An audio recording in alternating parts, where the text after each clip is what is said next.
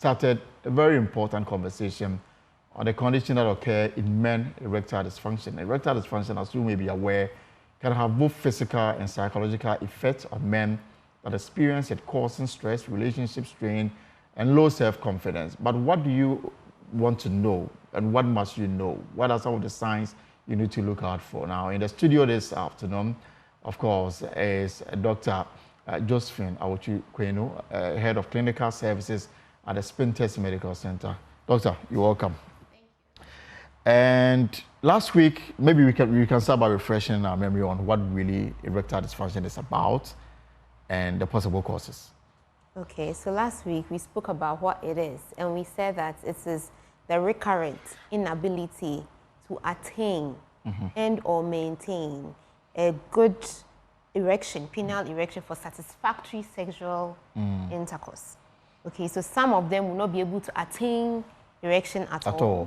Some would probably attain it but not sustain it over a good or satisfactory period to engage in proper intercourse. So if you have something like that, then we say you have an erectile dysfunction. Has that in relationship with impotency? It is also known as impotence. Okay. I mean, the other name for erectile dysfunction is impotence. Wow. And last week we spoke about the difference between impotence and infertility. Perhaps you can refresh our memory on that as well. Yes, so the impotence is erectile dysfunction, as we've already spoken about. The infertility, you can, be able to engage in the act, but not fertile enough, not have good enough sperms in order to, impregnate someone. Okay, so that means you are infertile. You are potent, but you are not fertile. But is there a correlation between the two? Not necessarily, because you see the sperms, being infertile has to do with your sperms. Okay, so how producing the right amount of sperm, the semen, how good they are and all that, the quality and everything associated with it. But when it comes to the impotence, it's about you being able to have an erection, engage in the act. Okay. Mainly. All right. So, and what are some of the causes of this? Last week you told us about age being a factor. Yes. And what age should one be worried, or should one be concerned about her, erectile status? We spoke about the fact that by the age of 40, after the age of 40, that's when we realize that most people start having this issue of erectile dysfunction. The main reason is, you see, underlying erectile dysfunction is a lot of health conditions. Right. So most of the time, we can categorize it into two main categories. We have the psychogenic causes and organic causes. So the psychogenic is more about your psyche. When we say the psyche, it's more psychological. Okay, so some people may not be able to engage in it because of performance anxiety. Thinking that he may not be able to perform. Maybe they had one episode that didn't go well, and it always has this, and maybe it wouldn't happen again. Like maybe it would happen again, will not be able to perform again. So that anxiety would actually cause you not to perform well. Some of them have this widowhood effect. Maybe somebody engaged, maybe was married or was in a very good relationship and then lost the partner. And it's affected the person. It has affected the person. So maybe when they engage, they meet somebody else, they can't engage in it. Sometimes it's stress, sometimes it's anxiety, sometimes depression. So all these psychological issues can also affect it. Sometimes there are some men that they can attest to the fact that when they are very stressed at work, they can't really perform because it really affects your psyche. So those are the psychological causes of it. So especially the younger men, usually when they have erectile dysfunction, it's more psychological than organic, although people have both of them occurring at the same time. But there are lots of medical condition that makes people get erectile dysfunction. Okay. So my main concern is the fact that although you may have an erectile dysfunction, it may be due to some medical condition you have. And not because of stress or the other matters that you spoke about. Yes, not because of that. Maybe because you have an underlying condition. Like what? Hypertension. Okay. Diabetes. Okay, so the thing about erectile dysfunction is, you see, it starts from your brain, then it comes down to your vessels on your nerves. So anything that affects your blood vessels can cause erectile dysfunction. Anything that can affect your nerves can cause it. Your brain can cause it. So if you have stroke, it can make you get. If you have any surgery going on around your pelvic region, it can cause erectile dysfunction. Meaning what? The blood is not flowing well?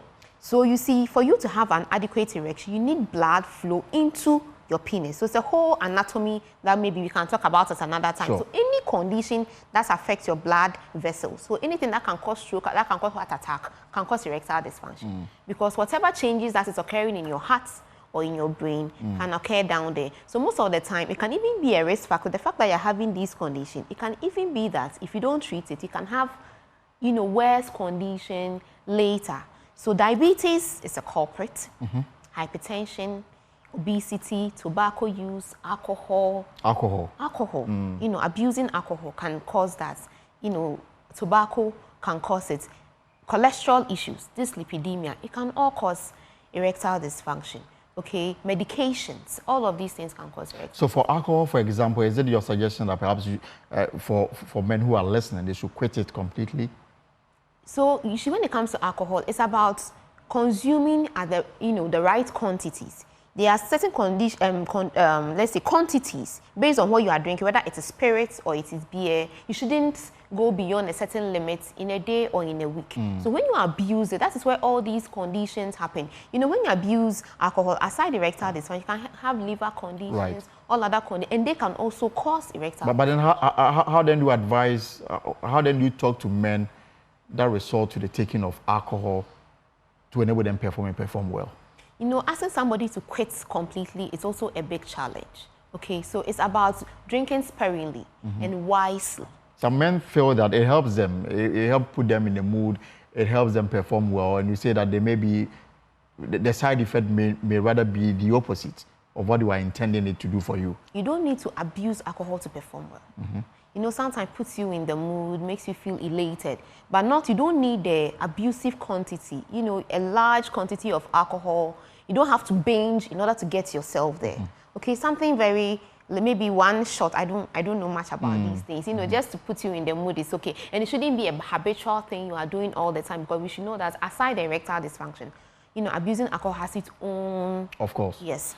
So for our fathers, that we grew up watching them take a beer every day, one bottle of beer, and then some of them had multiple wives. They were still giving birth at age 50 and 60 and the likes. And I mean, I come back to my question about whether, as a man, you should consider cutting alcohol out of your life completely, or moderation should be the word. Like I was saying, not completely, you know, but in moderation. You were saying one bottle of beer, that is acceptable. But you see, there are lots of people who drink a lot. At a go, you see a lot of bottles, and then some people taking a lot of shots of spirits and things like that. So when you add the units of alcohol... Some have actually died in the process of the alcohol helping them to perform. Somebody's asking about energy drinks.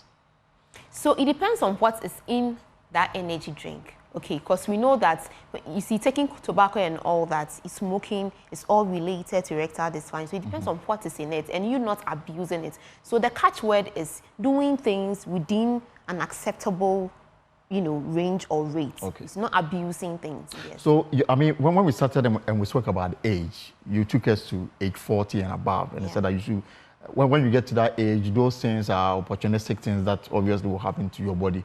Now, we know that because of the awareness on cardiovascular disease, we understand that young people are getting stroke here and there, sometimes even in their 20s, in their 30s. And so for such people in that category, knowing very well that stroke or having high blood pressure could be a factor, is it safe to say that perhaps we should look at people from that category as well, so be mindful of the effect of such on the overall development? Like I was saying, most of the time, people with erectile dysfunction have an underlying disease. Okay, so my take is, when you have an issue like that, instead of assuming that it is because you are aging and because it happens to men, so you're just going to buy medication and do it, I think you should go and see your doctor. And then let them find out if you have someone, because it could be a sign that maybe you are developing hypertension. Then later on, you realize that you get a stroke. Maybe this was the sign that could have helped you diagnose your hypertension and treat it. So the point, you should go and see, although it's difficult to talk about it, so that they can investigate thoroughly, so that if you have any underlying condition, it can be managed. For somebody with diabetes, for instance, although diabetes is a bad culprit, when you are able to control your sugar level, have a good glycemic control, you won't suffer these consequences. Meanwhile, you wouldn't know you have diabetes, or probably you have diabetes, but you don't know that that is what is causing it. If you go to the hospital and then you manage your diabetes, then you would be able to, you know, solve your issue with erectile dysfunction instead of just going to buy medication. Because a lot of people are just going to buy medication to help them perform better, ignoring the fact that it could be that there is something happening, and then later, years down the line, they'll get a stroke, they'll get a heart attack, and they'll get other conditions. And the unfortunate thing is that a lot of people are walking around not knowing the state of their health. Exactly. whether they have high BP and then something happens and then, Yes. oh, it was just fine, then this just happened. And they just go buy medications over the counter to help them perform better because they have this issue. Can erectile dysfunction be reversed? Yes, it depends on the underlying cause, like I was saying. So sometimes lifestyle modification, let's say you start taking your, medication, controlling your sugar, you start losing weight because you are too obese, which can also cause erectile dysfunction, maybe you cut down on smoking. If you're able to handle those issues, then you can start reversing some of the processes that happen. Sometimes medications, some antihypertensives, some medications for prostate, medication for depression, and all these things can cause erectile dysfunction. Yeah, because the claim is that even some of the medication that is prescribed for people with BP, yes, the side effect is that it affects yes, their erection. Exactly, and people with prostate issues, people who are on such medication. Yes. Is there any remedy for them? Yeah, because we have different categories of antihypertensives. That is why it is good to engage your doctor. Get a good doctor that you can really talk to. Because you see, they are different. You might react to it. Somebody else might not react to it. Now, a doctor has put you on this antihypertensive. We want you to achieve your get a good control of your blood pressure, but we don't want to put you at risk of other things as well. So when you come and tell your doctor that, doc, since I started this medication, this is what I've noticed, the doctor will change the medication. Okay. Because we have other categories of medication that will not cause that side effect, so they will switch for you. So you just have to go back to your doctor and tell your doctor about what you experience, and your medications can be switched. Is it possible for a man, the Bible prescribes should be 70 and above 70, that one is the grace of God. But is it possible for a man throughout his lifetime to maintain his erection throughout? Is it possible? Is it scientifically possible? It is. We have old men who are performing very well. Old men who are impregnating young women. And so, yes, we have people doing that. And you see, when we talk about remedies for erectile dysfunction, we realize that we have so many ways of getting people to have an erection and engage in their sexual activities. So because of that, we have people who are really interested in engaging in sex. We know old men who have died in the act of sex. Of course. All that. Yes, so it happens. And then few issues before we wrap up. So there are also men who are also resorting to herbal medicine. They heard it on radio, somebody spoke to them about it, and then they are using it without subjecting it to any scientific proof. And then there are also over-the-counter medication that people use to help them stay fit and then to go about that. What would be your advice to such individuals? Okay, so we actually have medications that we use, to treat such conditions. I know that most of the over-the-counter drugs have components of these medications. And then some of these herbal preparations actually have components of these, Viagra and things. Right. Some of them actually put it in the herbal preparation in order to help people. So you realize that most of these over-the-counter drugs have some of these medication. But you see, it is very dangerous because some people, there's a lot of imitation on the market, and some have additives. Some of these same herbal medication. I don't like talking about herbal things a lot because since I don't know the components in the medication, I rather want to stay away from it. So maybe they have put a medication that works, but then there are other components of the herbs that we are also not aware. And maybe you have a kidney condition, maybe you have a liver condition, you don't know. And then whilst something is working somewhere, something may be getting ruined somewhere. So it is best to know what you are taking. That is why you should see your doctor and get a prescription, know exactly what your issue is, and deal with it accordingly. So 2 quick issues: the lifestyle change that one must adopt, exercise, and maybe the kind of food to eat. Is there any advice around that area too? So usually when it comes to the lifestyle, what we want to attain is good sugar control, so that we don't have high blood sugar, because diabetes... Meaning you should stop taking in sugar? Not necessarily. If you are diabetic, you should see a dietitian and eat such that you achieve good glycemic control. Hypertension. So it's about carbs, cutting down your carbs, because your cholesterol level plays a very significant role. Your arteries, because of the blood flow that is required for your erection, anything that destroys the lining or blocks it can cause erectile dysfunction. So the high cholesterol level in your blood and all that really causes erectile dysfunction. So you cut down on carbs, you cut down on junk, high cholesterol, laden food and all that. You have to exercise because obesity too is a culprit. So you have to get a right, body weight and all that. So when it comes to lifestyle, cutting down alcohol, stopping smoking, losing weight, exercising, making sure your blood pressures are controlled, your sugar levels are controlled, very important for erectile. And then how do you also deal with the psychological, effects of this subject? The psychological effects, your partner, it's best your partner is involved, okay? And usually you see your psychologists, or psychiatrists so that you can go through therapy. Sometimes you may need medication, sometimes you can go to therapy. Some will require stress management, some will require medications for depression, some will require just counseling. So you have to see a doctor, and then later the doctor will let you see a psychologist, a psychiatrist, and that aspect can be handled as well. It is very important that when you're handling this issue, especially for them, engage your partner, because when your partner understands the situation, it's best for the both of you. Just in your final words as we take leave of us. Okay, so I would like to say that erectile dysfunction is very common. Lots of men are suffering from it. And there are lots of conditions that can cause it. Just don't rush to the pharmacy to get a pill or some herbal concoction in order to make you perform better. Go see your doctor. Find out if there is something that is causing it so that you can be managed for it. If not, in future, that same thing will cause complications somewhere, either in your heart or in your brain or something else. That wouldn't be good. Please take care of yourself and stay healthy. All right, Dr. Josephine Awochukwuenu is our in-house doctor, if you like. So she's on the show every Friday at 4:15 on our Health Beat on the Pause. Before we go, let me just excite your mood for the weekend, because the countdown is on. The race to the Jubilee House is getting heated, but not without some humor. Prince Kwame Kuduga chronicles some of the light moments on the campaign trail.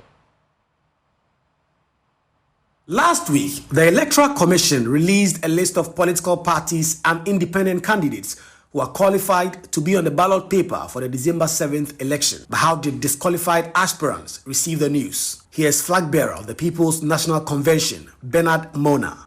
As somebody who was driving a VIP bus, upon hearing the news, you know what happened? You tell he me. skipped the road. What? And almost caused a calamity for all of us in this nation. Because of your disqualification? Because of the disqualification.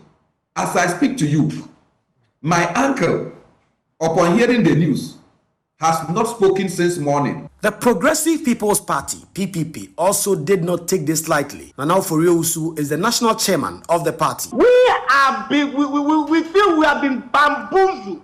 We have been mistreated. So the Electoral Commission has acted unlike how they have been set up to act.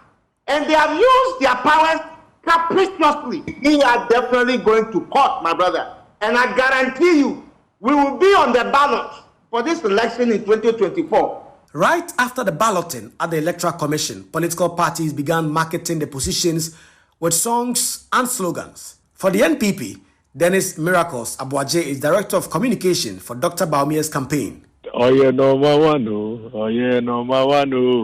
to abamano. You understand? Say wokako to abana, share dia odikai. Yodi kind Dr. Baumia to Abamanu. So I mean it's very simple and straightforward. But the NDC had a swift response. Mustafa Bande is a Deputy General Secretary. The first shall be the last. That the builder build in vain if God hasn't built. And that the number 8 means that the 8 stops right where it is today. The 8 shall not be broken. That 8 will be a weapon to liberate the people of Ghana. The campaigns have seen a lot of promises from all sides, but independent presidential candidate George Brahma seemed to have a super promise. I'm coming up with a four-day work week. Monday, Thursday we will work, and Friday, Saturday, and Sunday we are off. That's what I call work and happiness. So this gives everybody the time to do their own work, their own enterprise. You have Friday off, you have Saturday off, you have Sunday off. And also we can bank all the holidays to Friday if need be. and this will save us all the problems. So these are what I'm saying. Let's like more of enjoyment for Ghanaians. Oh. Work and happiness is what I call it. Right. So every Friday is our day. With just 71 days to the general elections, and as the various campaigns crisscross the country, we will continue to share with you these light moments. It is not all heated on the grounds. Prince Kwame Kudoge's report for Joy News. And that's our show for today, Friday. Hopefully we'll be back on Monday with another exciting edition. Whatever you are up to this weekend, I hope it's profitable. There's more stories on myjoyonline.com. And of course, my name is Elton Brobe. Have a good weekend. Take care. See you on Monday with another exciting edition of The Pulse. Have a good evening.